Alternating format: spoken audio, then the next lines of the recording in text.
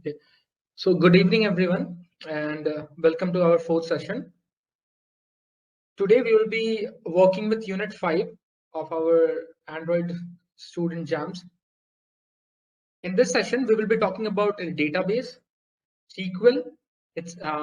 We will be learning more about the basics, how to handle database, and the adapters. So we'll also look into introduction to rooms and flows.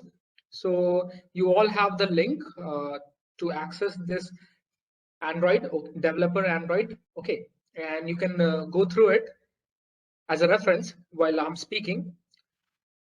Unlike before, I will be downloading the things given in that unit 5, and I will be explaining according to it. So we can start. Okay. Let's start this session with our SQL basics. So what we will be doing is we'll be defining one thing, that is a SQL, which we basically perform. Okay. Apart from this Android development, okay, when we are talking about SQL, we already understand that SQL is a database. Okay, so we are going to create a relative database. So we will be talking about the fundamentals of what is a relational database and how it is working and how we can use it in Android Studio to store our data. Now, when I won't use the word data, I will be talking about data sets, because the data will be more than enough. It won't be a single data. It will be more than, I can say, 100 or more than above. So let's start with our Android Studio. I hope that you all have downloaded Android Studio and have been working in the previous units. So this specific code means this specific data have been downloaded from the developer.android.com, where we will be working with the code labs. So what we will be reading here is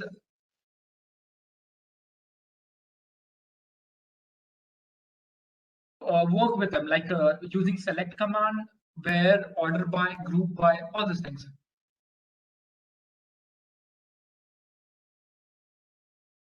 Who's this? Okay, let's start. Okay, so what really is relational data? So when we are talking about relational data, it means that we will have some data sets. We will be talking about tables, and now how these tables are connected. For example, when we are talking about say in our school itself, if we are talking about students, okay, we have students and there is one to many, many to one. Okay, so we have some certain database. For example, we have teachers, we have students, and we have certain course.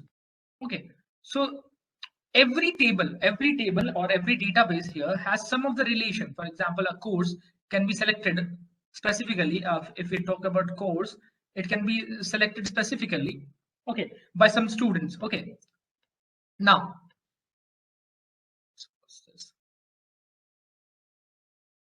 okay, I think some just okay. So let's start with this one. I have this app which I have downloaded from the website, as I have told you. So I'll be just working with it, and I will show how to work with the basic commands. What is tables, what are columns, and how to work with columns. Okay. So in every database, there are certain things which you have to remember. Okay. So in every database, there are certain things which you have to remember. Okay. So we will be talking about tables, columns, and rows. Okay.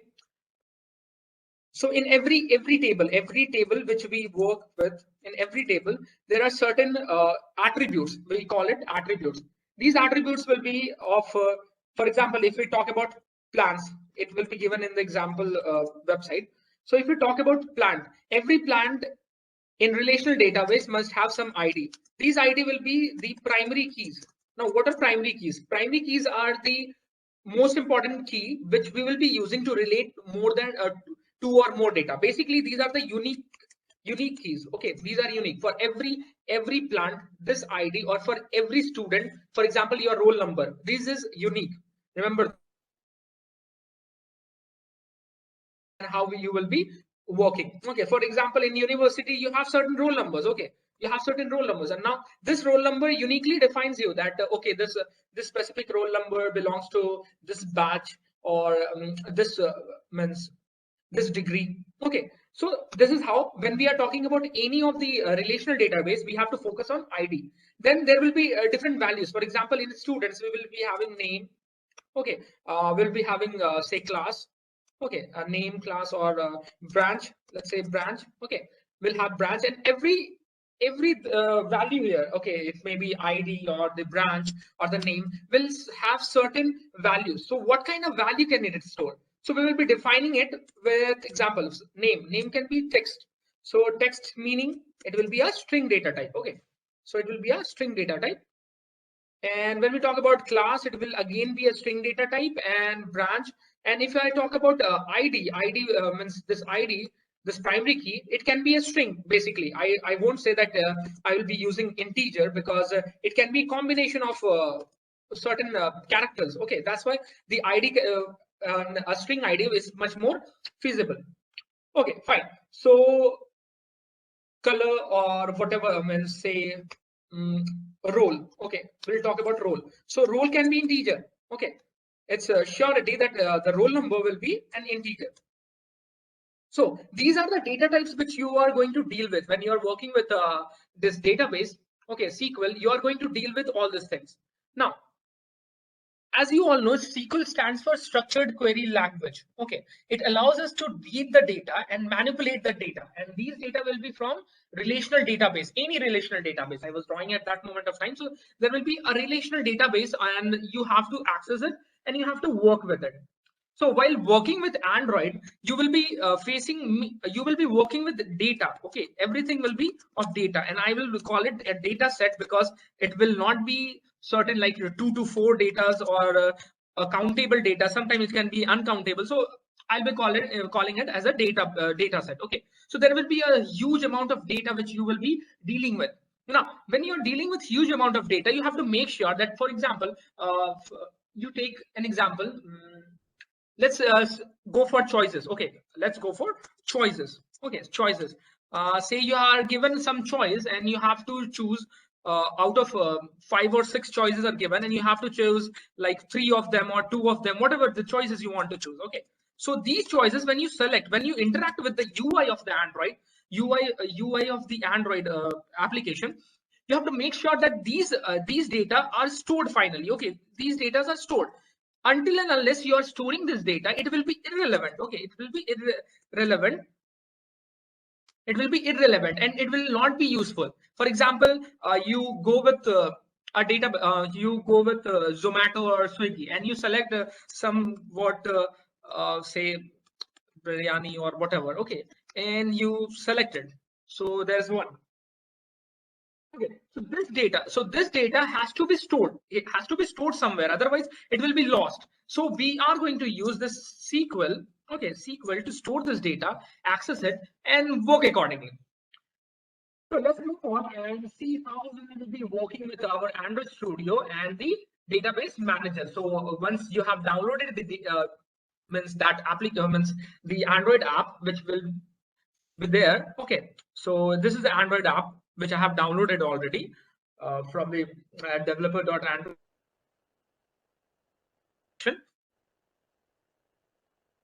Yes, we will be working with some of the queries. Okay, so you have to go, you have to just reach this view, and then you have to go with the app inspection, and then wait a minute. Okay, so once you are here, you will see this app database. Okay, mine is new, so there is app inspection. I'm going through app inspection. You can directly go through a view, and then there will be database inspection or database inspection. Yeah, that's what it is written there, and you can select it. Now, what we will do is, I have this data. You see, there's a park data. You can see this is the database. Okay. There are values, there are IDs 1, 2, 3, 4, 5, 6, 7, 8, 9, 10. You can see every ID is unique for a specific value, for a specific row. Okay, for a specific row, these values are unique. Okay, and every value has some data inside it. So what you can do is, you can just use this ID and can call all this value, and you can see if the values, what are the values and what are the attributes inside it. So what will I do is, I'll just open a new query. You can click this this select all the data. So there is a query for selecting all the data, you have a query known as select. Okay, it doesn't matter you use caps or without caps, it doesn't matter. Okay, but it's much more preferred if you are using caps. So when I use asterisk, so these are wildcard characters. Now asterisk refers to more than one. Okay, more than one. There are question marks as well. And here we will just focus on asterisk. Okay, so select asterisk. It means I am going to select all the values in a table. Okay, in the given table. Now from, so I'll be selecting and which table I'm going to choose. So I'm using this word from. Okay, this specific SQL command from, and the table name. So the table name is path. Now once done, what I can do is I can just run the command and I'll see what happens. See, there are all the data here, all the data which are inside this path. You can see I've already shown you, but you can check that this is the data. Now this is how we select the whole table, the rows and columns, everything. But what if I want to select just a specific this column, say name? What if I want to just select this name and see how many names are there or whatever? Okay, so what will you do? You'll just remove this asterisk. Okay, select name. Okay, and then you'll say, okay, select name from park. Okay, and then you will run the query. When you do that, you see there is the name. There's the name. You see the values are here. All the names are here. If you want to select city, okay, the city one, or you just change this and then you run it, and here's the city. So this is the specific column. Okay, column wise value of the specific column named city. Now what else? I have shown you how to select all of the table, a specific means column. Now let's go with selecting more than one column. Okay, let's go with selecting more than one column. I'll say name, then comma for separation, and then say city. Okay, let's go with this one, and then see what happens. If I do that, see, it gets divided. There is a virtual table here. Okay, and it gets divided, and you have the values name and city. So this is how we work with our database, our general SQL commands. You all might have read it, or if you haven't, you can go through it and let's see. See, when I'm doing this, what happens is that all the data, so that's 20. Okay, rows are there, 23 rows are present there, and every row is getting selected. But what if I want to limit the values? I want just 2 or 3. So I'll use this limit. Okay, it's limit query, and then I'll say just limit it to 10, and then I will run it. Okay, so when I do this, see, there are only 10 rows, 10 specific rows being defined here. Now after this, I will be using where clause. Okay, where is a clause which specifically when selecting some data, if you use a where clause, there is a condition which is specified by where clause. Now every value which is included, I'll say which is included in that where clause will be displayed. Otherwise, it will be left apart. Let's select name, and then I'll say that where, and then I'll say type equals, and then I'll say, okay, this type can be national park. Okay, so this I have used quotation because it's a name and string values. That's why I've used this. And then when I'll run it, see, only those values are displayed which is a national park, Let's see, you can check it here. There are national parks. I'm just selecting the values which are national parks. See, monuments are there, national parks are there. You can even choose monuments if you want. You can go with this monuments.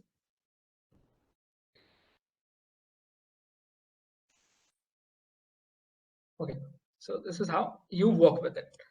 Okay, so this is what we were talking about. Now, one thing to understand. Okay, so where is a very important clause when you're working to select some values. Okay, and to deal with it when you're working with SQL. This is very important. Now there is one more clause. When we are working with where clause, we can have specific. We can add 2 or more condition using and or. Okay, so I will be using say and then we'll see what happens. Okay, so type equals, okay, and let's say type equals monument, and I'll say and area acres. You see, it's like 10. Let's see what happens. There are two values having the area acres of 10,000. Okay, So this is how we join two of the constraint. Okay, I'll call it constraint. There's a type saying monument, and when the specific column value is satisfying this two constants, say type and the area acres, then only the value is displayed. Otherwise, it is left apart. Now, so there are some more functions we will talking about. Okay, so, let's talk about some of the SQL function. The first function is from count. Okay, we'll work with count. So this is our first function, count, and I'm saying star. I have already told you star means all the values selected. Okay, so when I select and then use count, and then say from which table you want to select, you want to count. So I am saying, okay, just count it from the table park. So what will it display? It will display the total number of count, means the when you're talking about set, it's your value, the total number of values contained in that set. Okay, so see, there are 23. So there, the count says there are 23 rows. Okay, the values are there, 23 specific rows are there. Okay, let's go with one more thing. There is one more function, that is sum. These functions are similar to Excel sheet. When you're working with MS Excel, you will find all these functions there as well. Okay, so sum, and I'll say park visitors, and then how many park visitors are there, and then from park. Okay, and then we'll say where type equals again national park. Okay, national park.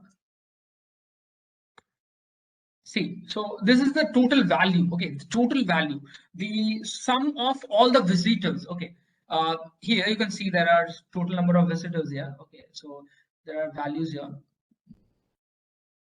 Okay, established are there, type, there are more values. Okay, the limited 10. Okay.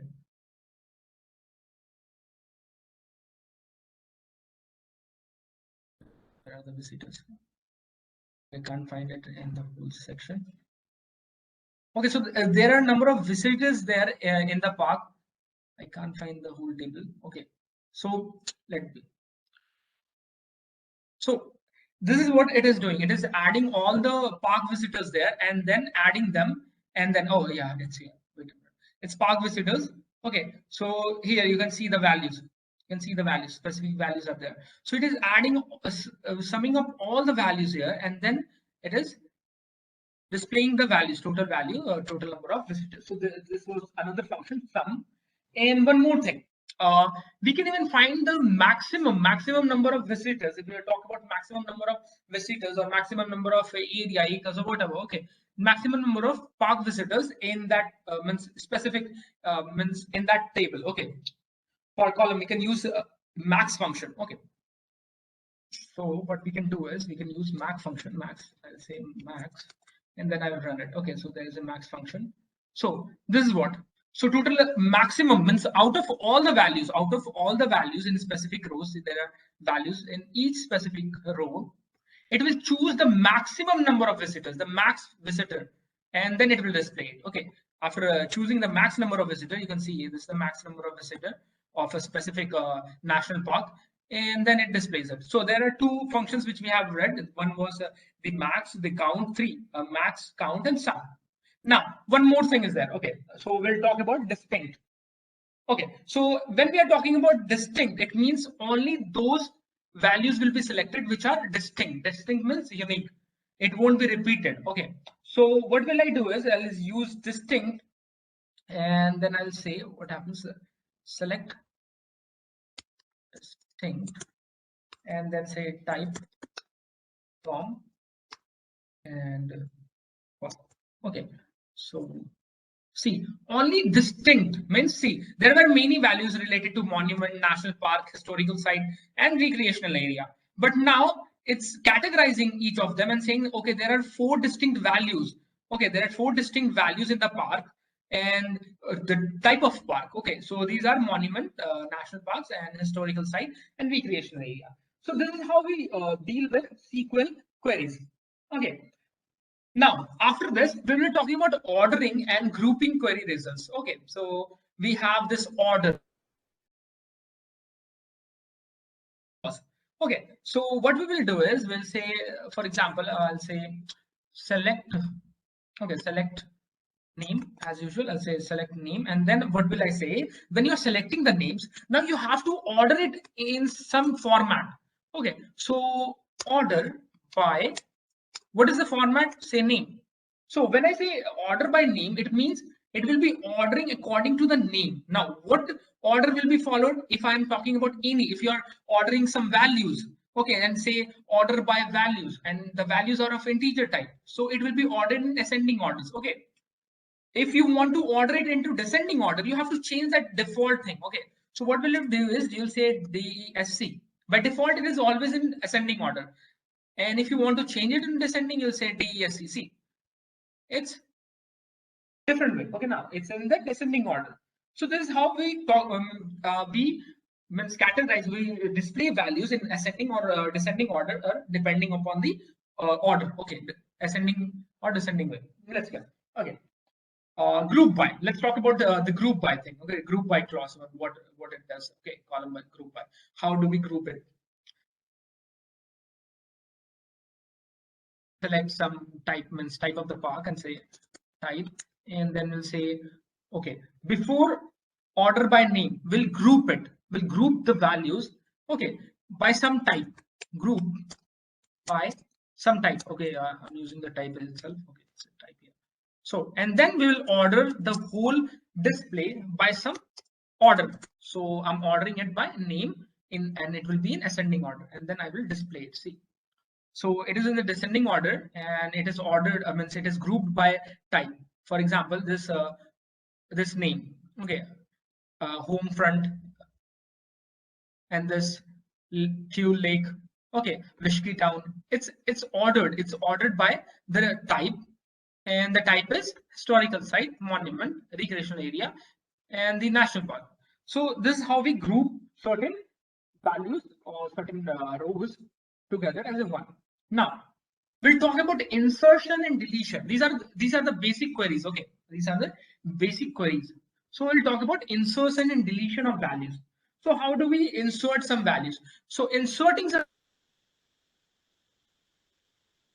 and then where do we want to insert? So insert into where? So the table name. So table name is park. Say table name is park. And now what do we want to insert? We want to insert some values. Okay, so values, and then this braces called, means opening and closing. Okay, now we'll say some value, say null. Okay, null, say whatever, let it be.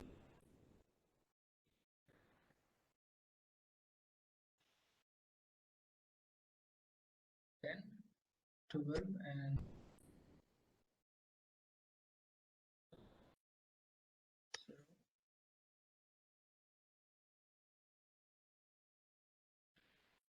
fine. Let's insert this value. Okay, so the statement has worked successfully, and let's find the values here. Just 200.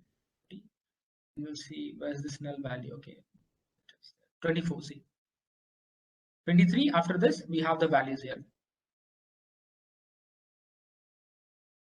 Okay, so null means no value. Simple as that. We are not adding in even a single value there. So we are using null. Now, again, you can select this value and work with it, store it, whatever you want to do. Okay. And then we will talk about updating the values. Okay, so we can update a specific value inside it. So what we will do is, normally, simple as that, the word is update. So update, and then park, which is this, and then we'll set some values. So with update, if you're going to set some values, you're changing some values, so you will use set, and then the specific column name. Okay, the specific column name, say here area equals, that is say 34 or whatever. Okay, and then what else? Established. Okay, limit. Now, so we'll be setting area. So we are going to update this park table, and then we are going to set area acre as 34, but we don't know which area acre it is going to set. So what we will do is we will again use where clause. Okay, we'll use where clause, and then we'll say where name. The name should be what? The name should be, say, the name will be the city. Let's say the city, not name. Let's say, let's call it city. City, and then we'll say the city will be what? The city will be your mountain. Okay, let's go with this. Now, so the statement has successfully worked. Okay.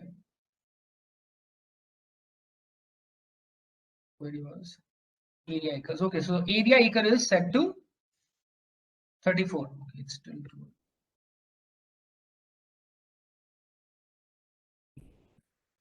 Okay, it's 34. Let's see.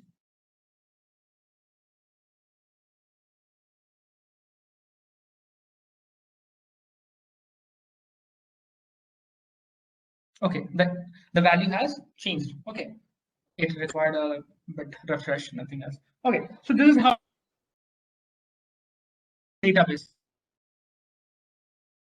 and we'll delete uh, some value from the table, a specific table. Okay, so delete, and then from what park.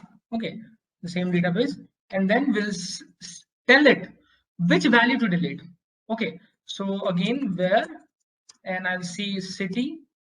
City will be what? The same mountain thing. Okay, so mountain. Okay, and I'll just delete it. So okay, it was successful, and I'll just refresh it and see it's gone. So this is how we work with the basic SQL database. Okay, after this, after understanding database, we'll talk about something more, that is introduction to room and flow. Okay, so what really room is and how we will be working with after understanding this database and all. We'll talk about the database class, okay, and the entities and view models. Okay, using this, we'll be talking about them further. So here we will be talking about something known as adapters. Now, what really adapter? Adapter. So it is like a link. Okay, it acts like a link. So for example, this is my UI. Okay, so this is an UI. This UI will be connected to the database. Okay, so adapter act like a connection between this UI and the data which is going to be stored through this UI. For example, it is just an empty thing right now. So if I create some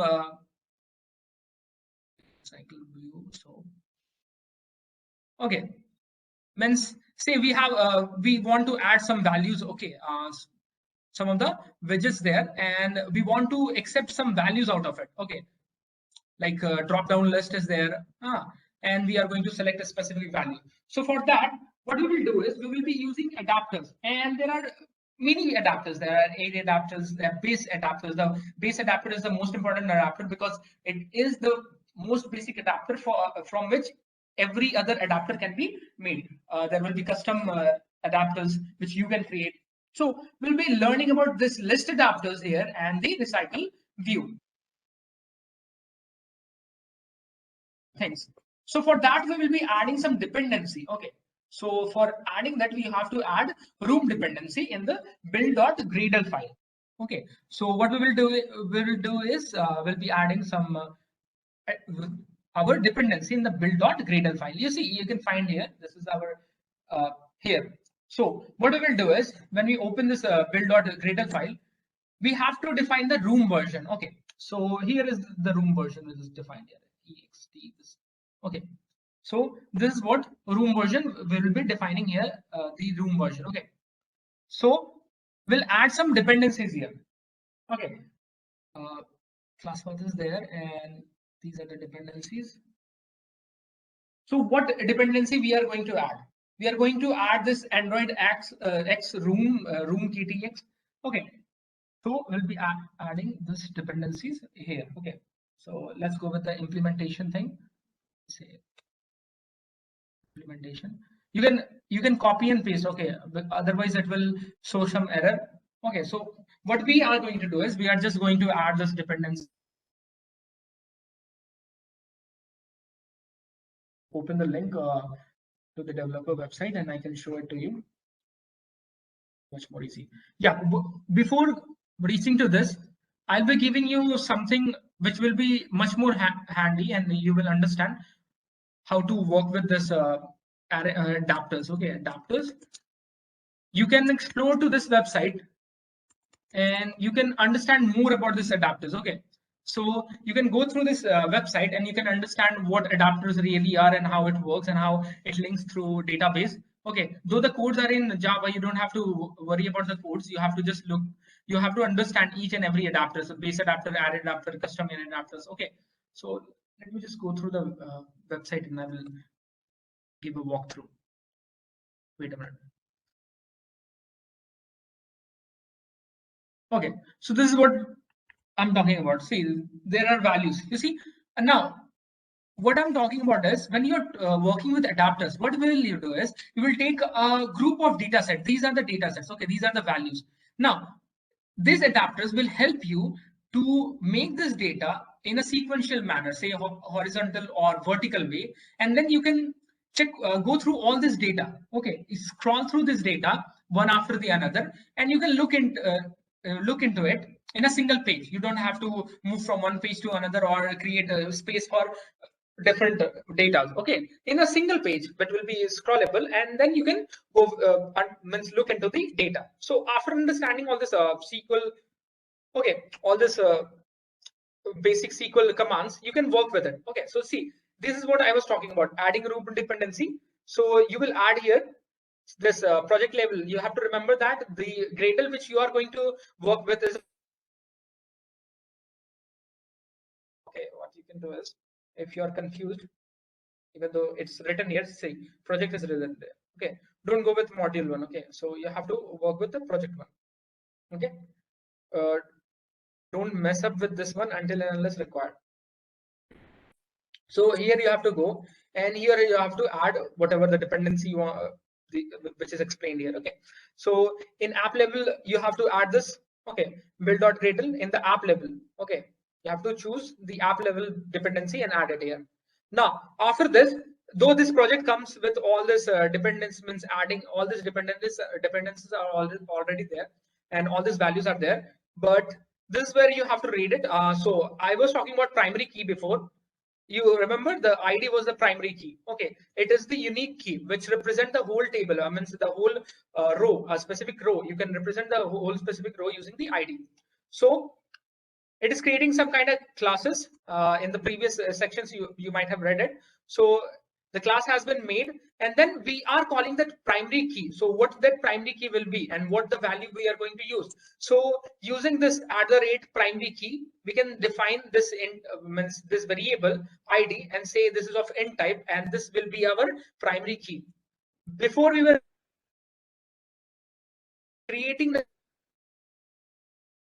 using Kotlin, we are going to create this database here. Okay, so now there are column info non-null. Now why it is saying non-null?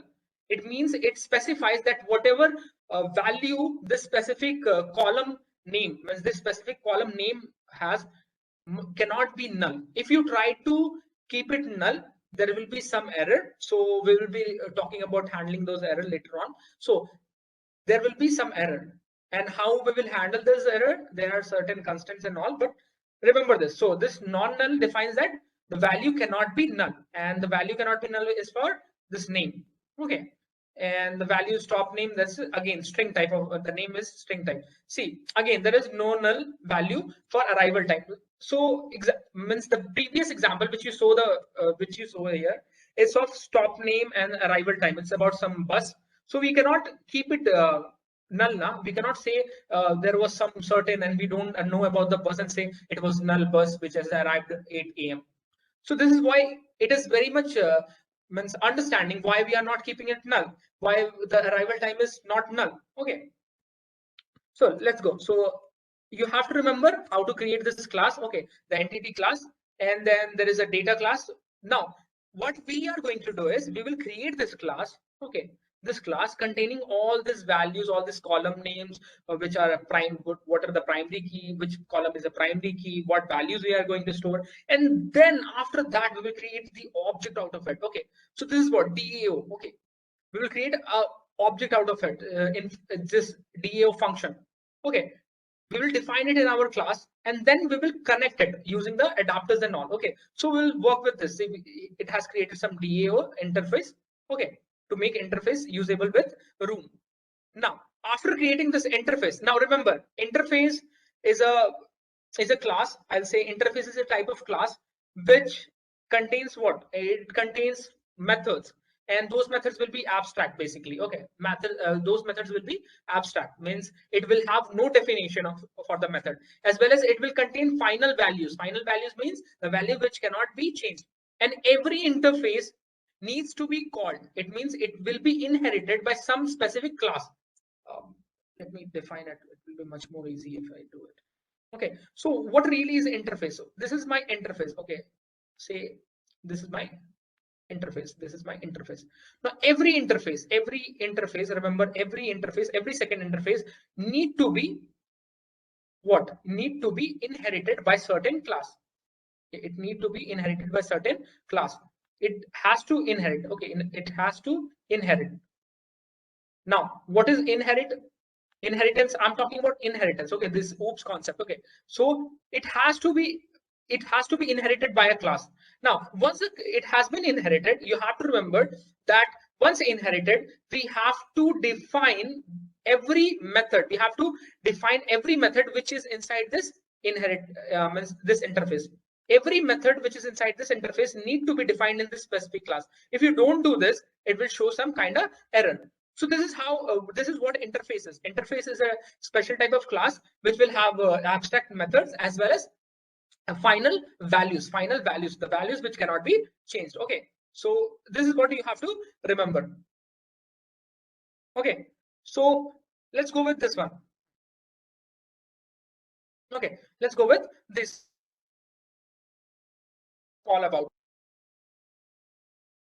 already told you, it will have dummy methods. Dummy methods, I'm calling it dummy, but basically it will be an abstract method. So this is the abstract method here, get all. Okay, and list. See, list has been created. Why list has been created? Because there will be a series of data which is going to be added through this specific entity, this class.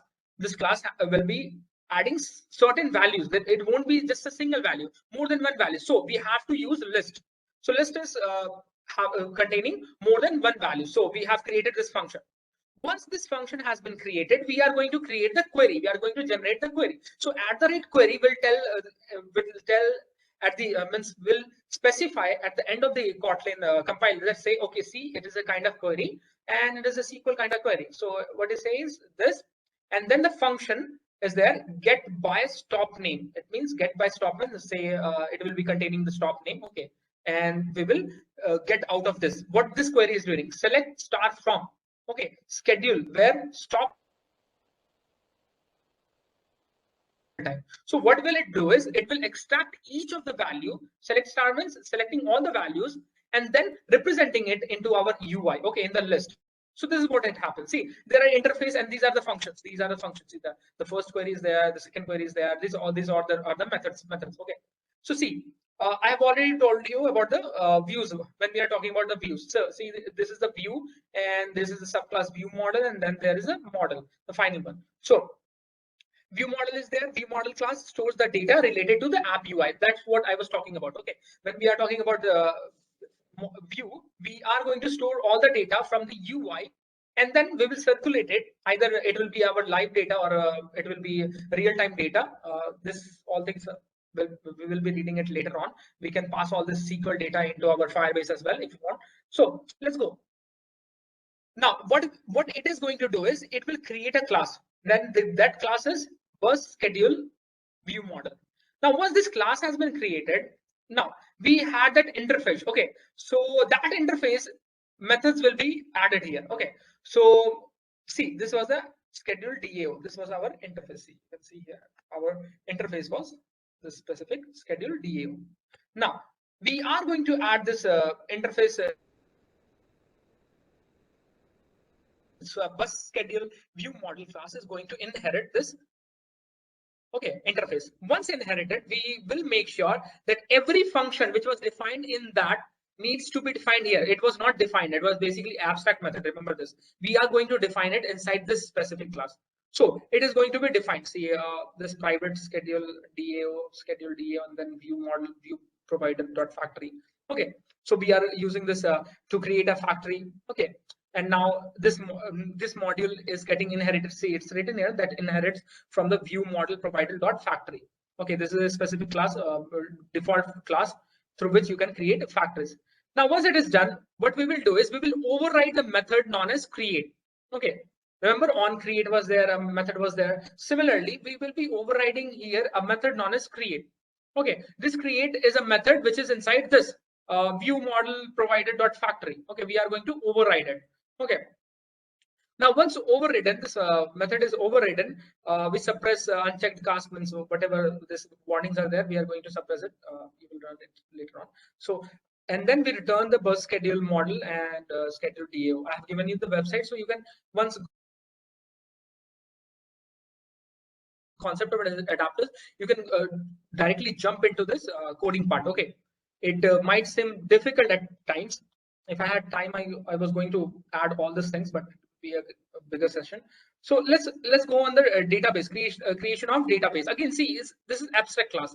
Now, what is abstract class? We talked about normal class interfaces, and now we are talking about abstract class. Now, what is abstract class? Now, again, abstract class is any class which is having more than two or more, I can say more than one abstract method. Again, what is abstract method? Abstract method are those methods which do not have method description. Okay, the method body. Okay, there will be no method body. It will be just dummy methods there. Okay, so see, abstract fun. This is the function. It has no body. There is no body. No means how will it work? There is no criteria. Nothing is written there.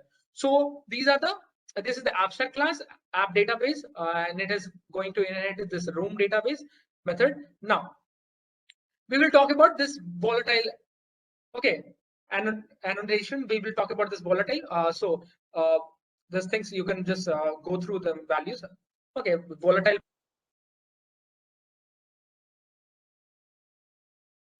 is working. I will give you a chemistry example. I won't go medal with this. So for example, volatile acids. Okay, remember volatile acid, non-volatile acid. So volatile acids gets fume. It becomes fume in at room temperature. That's what I'm talking about, volatile. Okay. Similarly, I won't say that function will fume or just gets vanished, but volatile, just use the word flexible. Let it be. Okay. So yeah, so we have instance property. Okay, and then the app database. Okay, now see, the value is initially set to null. So the type of the mark with question mark. So whenever you see question mark, don't get confused why this is what this question marks really is. It is going to initially set the value to null. Okay, and hence we are saying it. Okay, we don't know about this value, so say it to null. Check it to null. Okay. Unlike Java, it has issues. If you forget the null values, there will be null pointer error and all. But here we make it much more secure. Okay, we tell them, okay, the value is null, so it's question mark, say what the value will be. So it's null. It will change later on. Everything composed one after another. Okay, this again, you see, bus schedule application. Now the application methods is there. Okay, it inherits from application. See, it is written here, application. It is inheriting from application. Remember the inheritance sign. Okay, it's similar to Java. Okay, but C++, okay, not Java, C++. Okay, so it's inherited, means it has inherited the value. Okay, now from this, okay, so we have populated the database. Okay, once these classes have been made, all these dummy classes have been made. Now what we will do is we will just go through the database. Okay, val database. Okay, and this database is of what type? App database. Okay, now it is saying by lazy whatever the database was, and then we are getting the value out of it. How will get the value out of it? Using get database. Okay, get database method.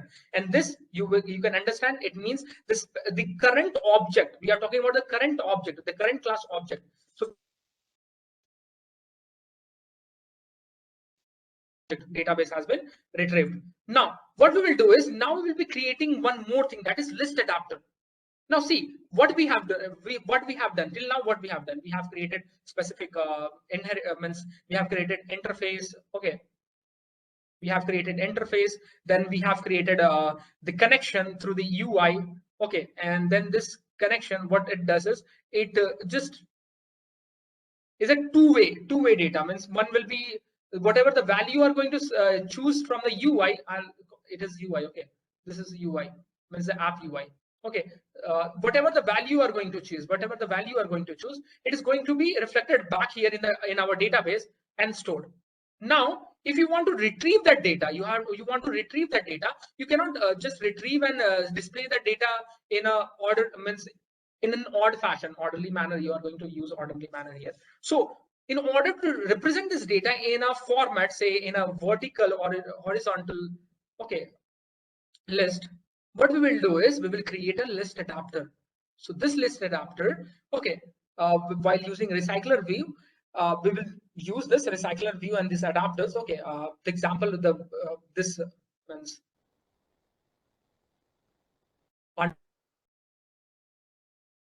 and just read it. You will understand what I'm trying to tell you, what this bridge really means. See, data sources there, array list and all is SQLite. Okay, so just read it, you will understand. Okay, so what we will do is now we will retrieve that data and will display it in our UI. Okay, in this UI the data will be retrieved and will be displayed in the form of list. Okay, the first, remember the first example here, this is how.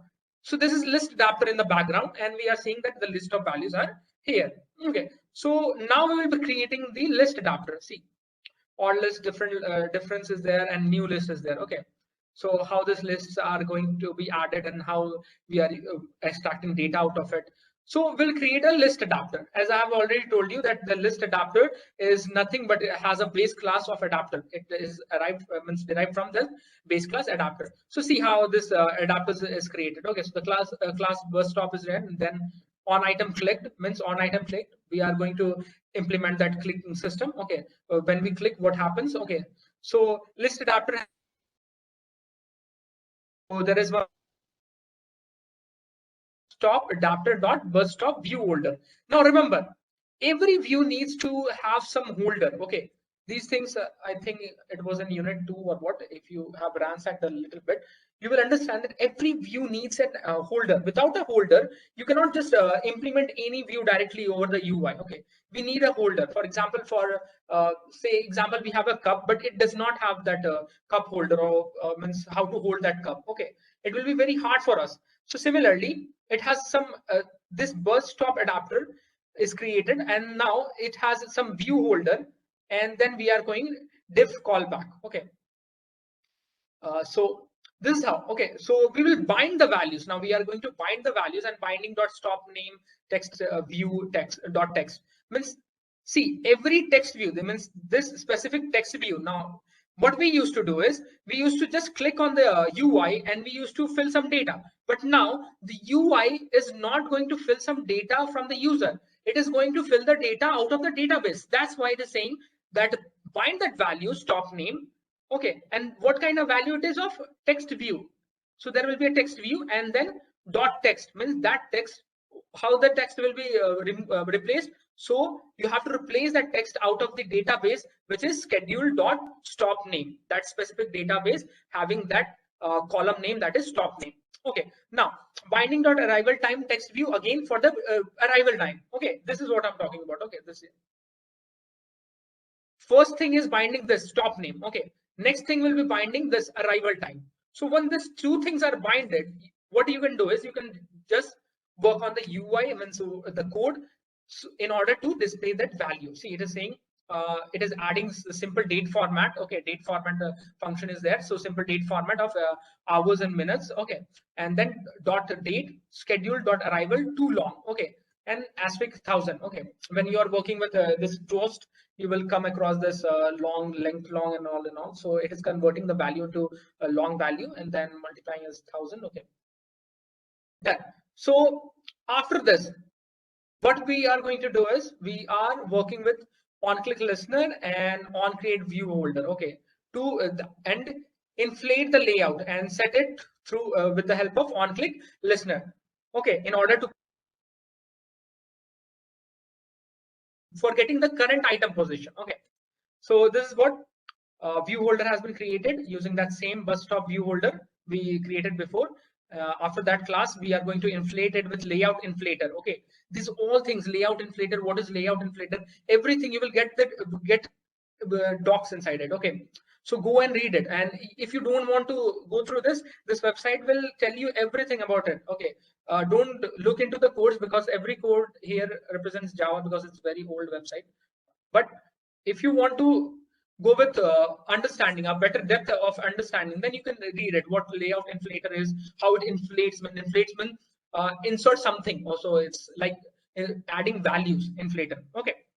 Once the view holder and adapter position has been set, okay, get the item of the means get item position. So it is saying get item and then the position. What is the position of that specific item? And then return the view holder. Remember, I have already told you, whatever you are going to return is in the form of a object, and it is here the object will be view holder. From that view holder, we are going to accept each of the views. Okay, so we have worked with this list adapter. This companion objects will be created now. Add companion objects. Okay, in order to get all the values out of it, whatever, because now what we have returned is we have returned a view holder. So out of this view holder, we need the values. So this is what companion object helps with. Okay, and then on view created, all these things. Okay, means how to create a view, private view. See, here is an example. Yes, you see bus schedule, what we were working with, and then the main street. Okay, so this is how you are going to add the values. Okay, and then work with the adapters. There are more paths I could have continued, but there are things. But okay, so this is how the values, how you are going to populate the value. Okay, get it out from the database and then work through it. Okay, so when you are going with adapters, I will just suggest you to go through the docs. Okay, just go through the docs. It might be Google Docs or similar or just similar to this website. You can read it. Okay, and then you will understand what I'm trying to say, how to populate, what is this inflator. Okay, this adapters, how you are going to collect. Okay, even though the function name is very much similar and you can work with it, but make sure to go through it and work out of it. Okay, so I'll be handing it over. Okay, and then you can go with the another section. Okay, you can go with the another section of data persistence. Okay, Vedant. Hello. Yeah, I'll be taking over. Yeah. That'll be great. Okay, thank you everyone. So Vedant will be taking over and he can discuss about the second pathway of room and data persistence. Okay, thank you. So Shubham conducted the session on this, basics of SQL room and flow. I'll be taking in more details about like how to use this room database in your app and how to store data or like why even you need to use room. So we'll be starting with this room database, like how to store data in room database. So yeah, you can see this figure. This is like the basic architecture of a room database. So there are three main files that we write in room database. First is like database file in which we define the database. Second one would be called as DAO or data access object DAO. They are called as data access DAOs. And the third one would be entities, like the table, like or the data, like which we are going to store into the table, like into the database. Okay. So these are the three files, and then the rest of the app interacts with these files. So I'll just show it here. So we have defined these files before as well, right? So when in the last previous session, when we were writing files for fetching data from internet, like fetching the mass images, we wrote some similar class, data class, and this holds like the information that we are going to store into the table, like in the database. So whatever we write here, so we have wrote the item name, item price, quantity in stock. So this is the app that we are going to build, and these are the three information that we are going to store. So yeah, So this would be like the table name. So if we, this is an annotation that we use to give the name for the table. If we don't use this, then this would be the table name. So it directly takes it from here. So item price, quantity in stock, and this would be like the fields of like the column names in the database. And sorry, yeah, column names, not table, column name. Yeah. And in the database, we have to give the table uh, add entity. This annotation, what we say, addresses like signals the room database that this is the table that we want to save. This is the data that we want to set, and this would be its column. So this would be table name, and this would be its column. Uh, by default, it takes the it basically takes the data class name and it turns it into table name. But if you want to specify the table name, then we can give it here as can give it here like whatever you want. We can give this table name as well. But we'll just keep it right now. Yeah. The next file would be item down. So as I said, this is the file which contains what the data we are going to store. So this is basically called as model. This we call it as model in the room architecture terms. And this is where we write the code for firing queries with the database. So like if you want to insert something, if you want to read something, all that like this file basically connects the database with your app, with the rest of your app. So there are some pre-written methods that Room provides. So basically, Room is an API and SQLite is our database. So Room is the library that has been created by Android to what was it? Uh, is like to make it easy to interacting with SQLite database. So there are some pre-written functions in the Room database. So if you want to insert something, it is already written here. Like if you want to insert something. So there is a function called as insert. So we just have to annotate with at insert, and we have to write a function, and we have to supply the item that we are going to insert. So as I said, we would be saving this data in the database. So item is the type of the data that we are going to save. So we are here giving that insert item and then type its data type as item. This here it means like consider that you are storing something like this.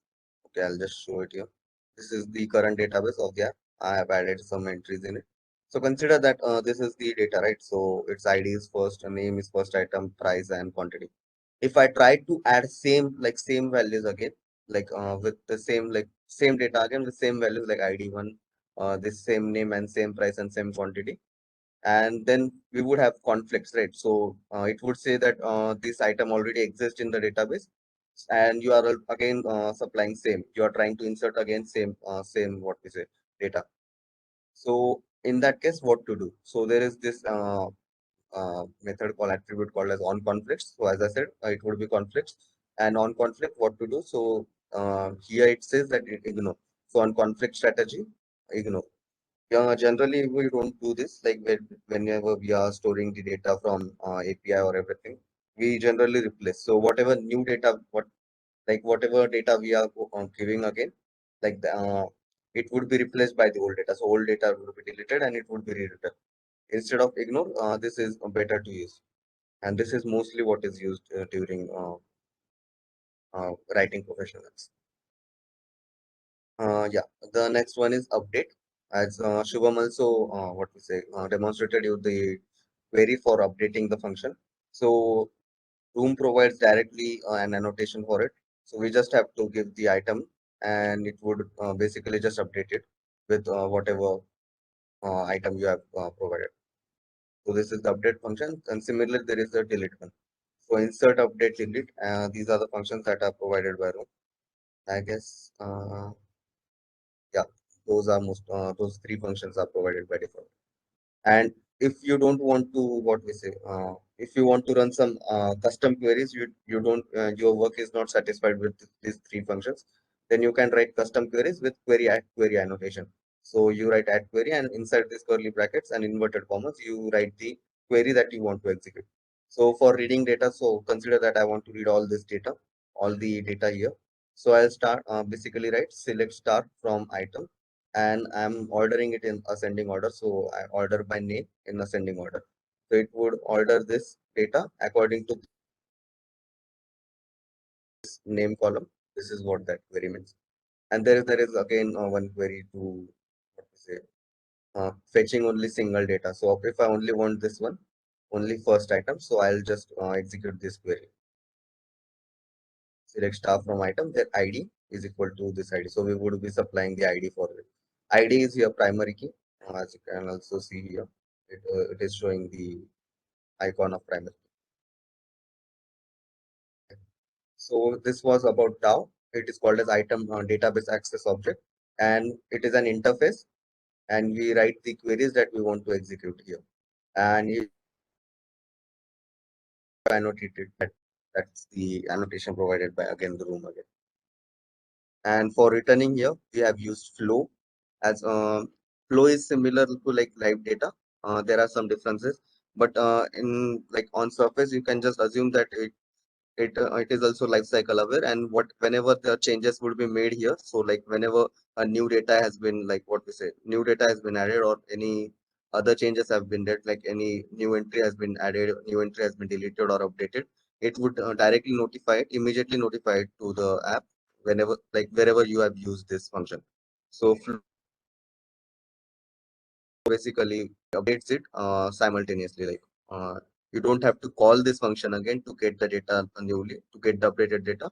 It would directly notify your function and it would update data automatically. So that is why we use flow. And as I said, we would be returning here a list of items because we would be getting list of items from this query. Here also same, we are going to get only single item. So we are this is the response type of, so we are returning item. So that was about the database access object or data access object. And then the third one is this is the main file that this is the database file. So it is an abstract class and you have to give it a name. So we have given you item room database. You have to specify extend it with room database. So as I said, it is a room database. So you have to extend this abstract class with the its type. So it is we have to extend it with room database. Then only it will work. And you also have to provide this annotation. So it notifies room that this is the database we are going to use, and these are the entities. So entities are basically tables. So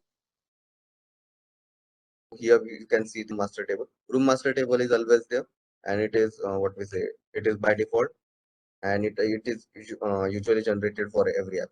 But here we have generated item one. So item that is our custom what we say table or entity.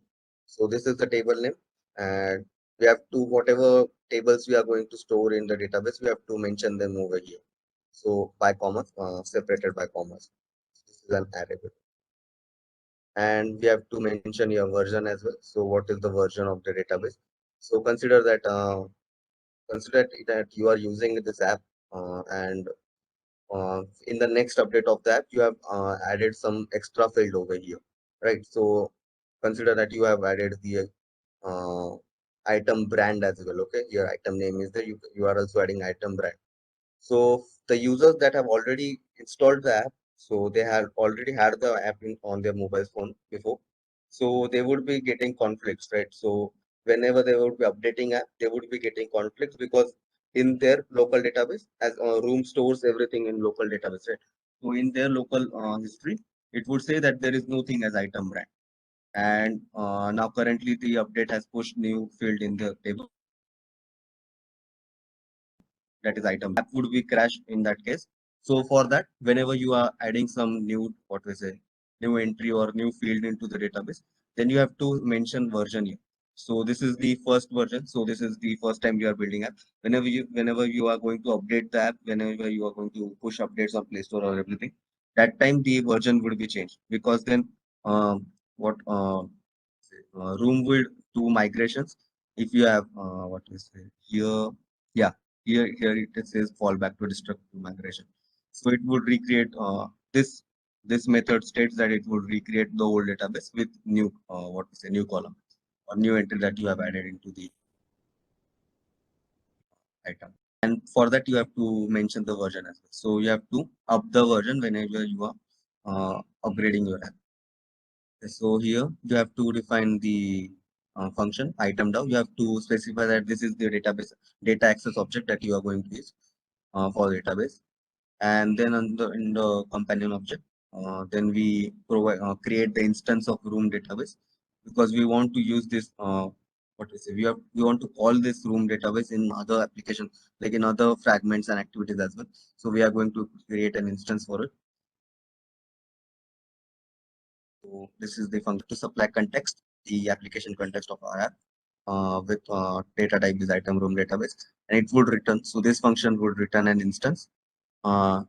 This is an Elvis operator in Kotlin. What we say, like Elvis operator is like this one. This is called as Elvis operator. So what basically this means is like here, if instance is null, okay.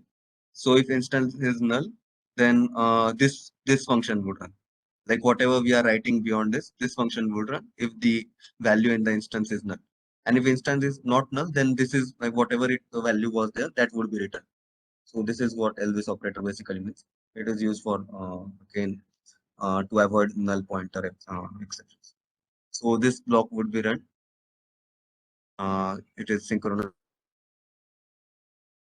again under both, and we are building the database here.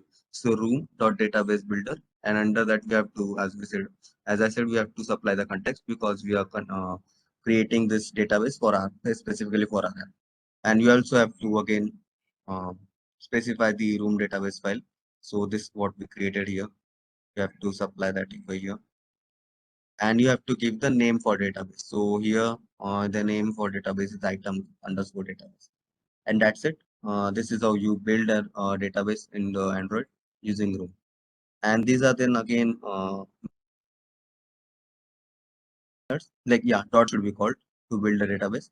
And there are some other, as I said, if migration is not part of this code lab, but to tell you, as I said before, if you are going to upgrade app, if you are going to add some entry in this, you are going to add some new column or anything, then there will be conflicts with the previous users who were using the previous version of app. So for upgradation, you have to specify the migration code. Either you have to manually write the migration code. Here it is destructive migration. So what this basically would do is it would delete all the database and it would create a new database, the new code. So this is what fallback to destructive migration does. But if you want to just migrate that, like keep that data that a previous user had, and then rewrite with your new column values, then you have to write some code for it, and it is a little complex, but you can read about it on the docs as well. And yeah, as I said, instance will be assigned to instance, and instance is returned here because we are running. So that's how we write the database file. So these are the three files that we are writing room database, right? So item, as I said, the data value that the entries that we are going to push into the table. Item DAO is basically the file in which we write the queries that we want to fire on database. And item room database is the file that in which we specify the database, we initialize the database, or like what we say, build the database. So these three files are very important whenever you are writing an app with local storage or room database. Others are just files like view model, and yeah, you can read about how to access it in the view model. You just have to supply it in under view model. Here we have supplied DAO, as you can see.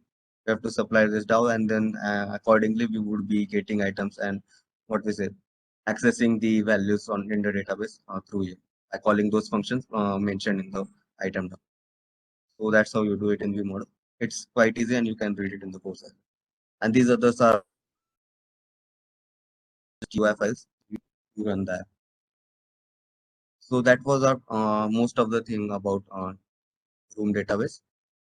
Yeah, you can again read it thoroughly from this pathway. Get, insert, delete, and update. These are the functions like provided by by default. So next is about reference data store, or I guess I'll just take a little bit about read and update it. I told about it, right? So it is we write those queries in the DAO. Yeah, this is just about this is the related to app that you are going to build during this course, and you are going to they have told about right adding a recyclable. This is the data that you are going to store, adding a what we say addition screen because you want to add the values. So,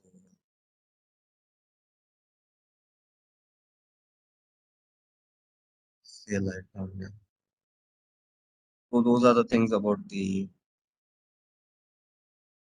room data. Now to preference data store. Okay, so in room database, we use room database for what we say for storing large values. So like this year item, as I said, there were too many values, right? So we have to store item name, item price. Like there is too much data to be stored, and we can't store it just on some local storage like nominal something like string in the values forms of string or anything.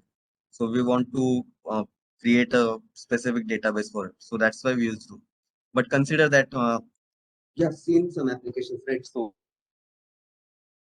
on the first startup first time it would show some tutorial or show some screen that are only shown first time when you are installing the app, right? So next time whenever you would open app that those screens will not be shown to you. So there is what we call as a field that is written in the app. So like if this is the first time install, or it is not actually first time installed, it doesn't read that way. Whenever the app is opened first time, it would change that field to false. So like consider that I have created a boolean. Actually, I'll show you. I wrote that code over there.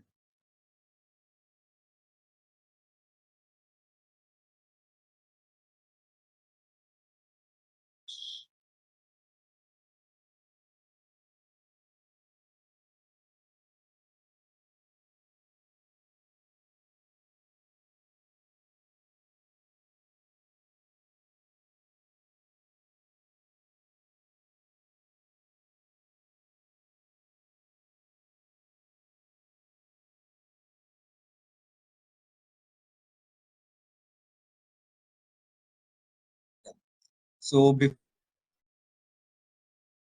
data store, so it's newly like it was introduced last year only, I guess.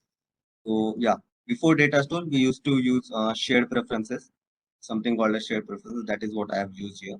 So we used to use that. So like in past we used to use shared preferences. But what data store is, it is integrated with Kotlin.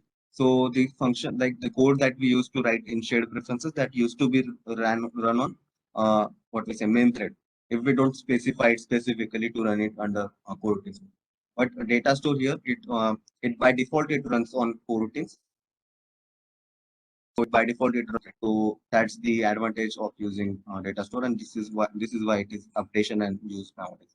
But function is like functionality is same. It is also used to store small data sets, and here a shared reference also was used to. So as you can see, I created a variable here that is first start, and it is a boolean value. And yeah, data stores the data in the form of key value pairs. So if you know Python, it is basically dictionary. So and this is its value. This is what basically it means. So whenever we are going to fetch this data, we have to provide this key as well. So yeah, it stores the data in the format of key value pairs. So here I created a what to say variable that is first start, and its boolean value is it is initialized as true because first time whenever when we don't know that if the user is what we say starting it for the first time or not, by default its value is set to true. And whenever the value would be whenever the user would be opening the app first time, it would be set to false. So here if it is true, if the value is true, so if the user is setting it for first time, then I'll call the function set data.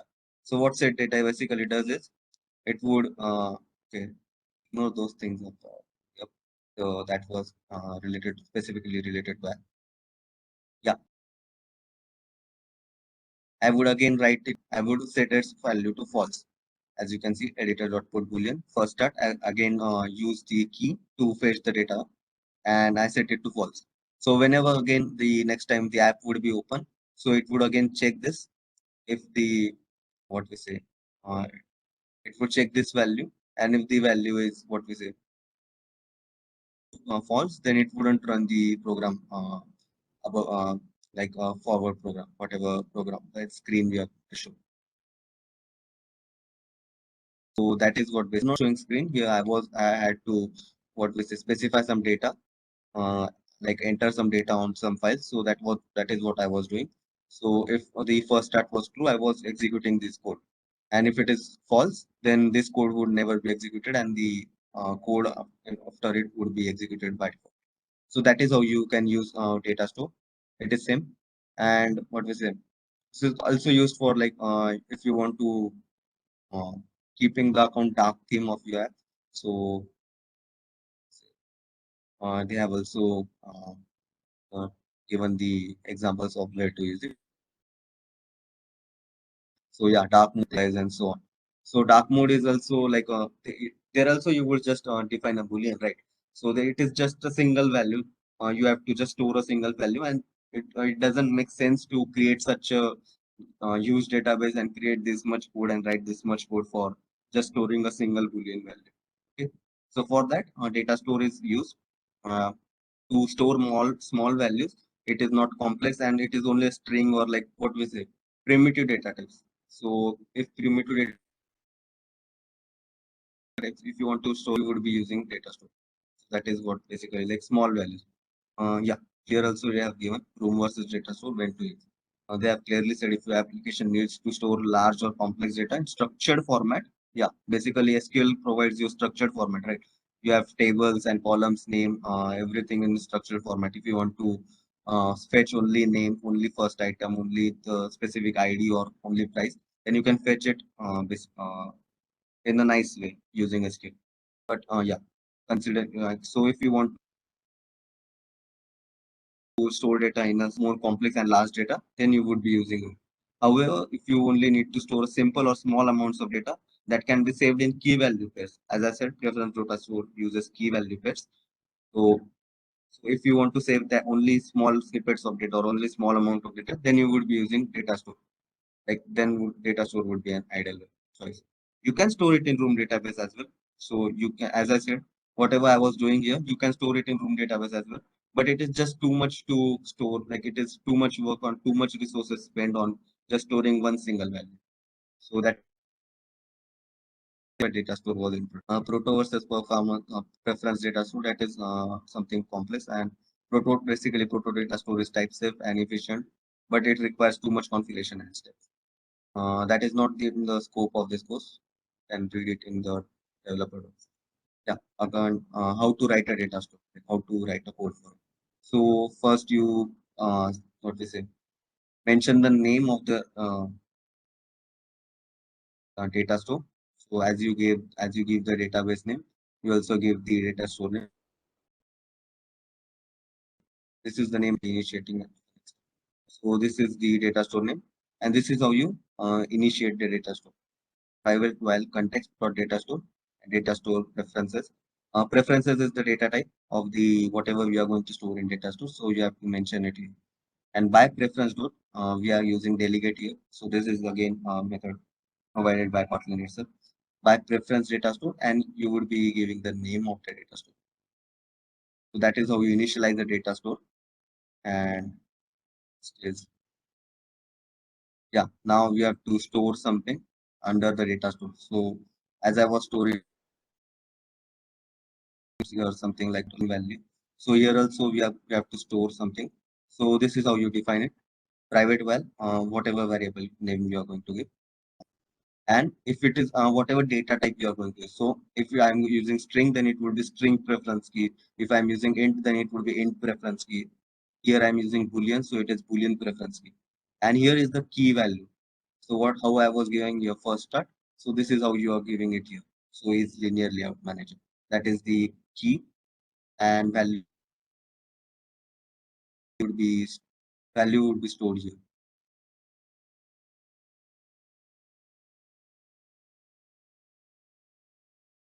And next is just about how to fetch data, like how to read it and how to, as I said, it works under core routine, so we can use flow and everything to optimize it even.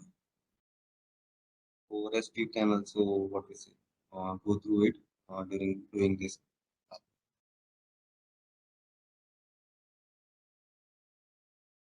So this is how you call it inside a fragment or like a view model or wherever you are going to call it. And as I said, it requires context, application context. So you are going to supply that. And here we are going to he was defined as a live data. So was defined as a flow, and the flow we are converting it to as live data, and then we are observing it. And here we would be getting the value of the value stored into the data store. And yeah, next is just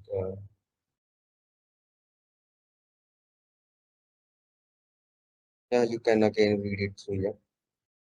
It is data store is pretty simple. It is very simple to implement as well. It is a very few lines of code, and that's it. Yeah, you are ready to go with what is storing small data snippets. Next is about testing database, like whatever code we wrote, it is the unit for it was database transaction. So here you basically similar to the last previous code labs, like in last units, you are going to write your test files, like a test code to insert some data. It would try inserting some data. It would and it would check it is data is inserted correctly or not. So this you write test for before like releasing the app on Play Store or making it production or releasing it production. So you always have to test your app. So these are the files that you have to write. This is the code that you have to write to test your app. This is basically unit test. And yeah, you would be defining like creating an sample project here. Yes, you would be doing it on your solution code is also provided here. So that's it from my side. I hope you understood how to use Room, what is Room database, and why we even need to use it, and what is also data store. So I hope you understood it. And if you have any doubts, you can ask right now. We'll be here for a few more minutes. Again, recording for this session would be provided. Recording going to be provided. If you have missed it, don't worry. I'll be here for 2 minutes. And if you have any doubts, please put it in the chat box or in the Q&A section.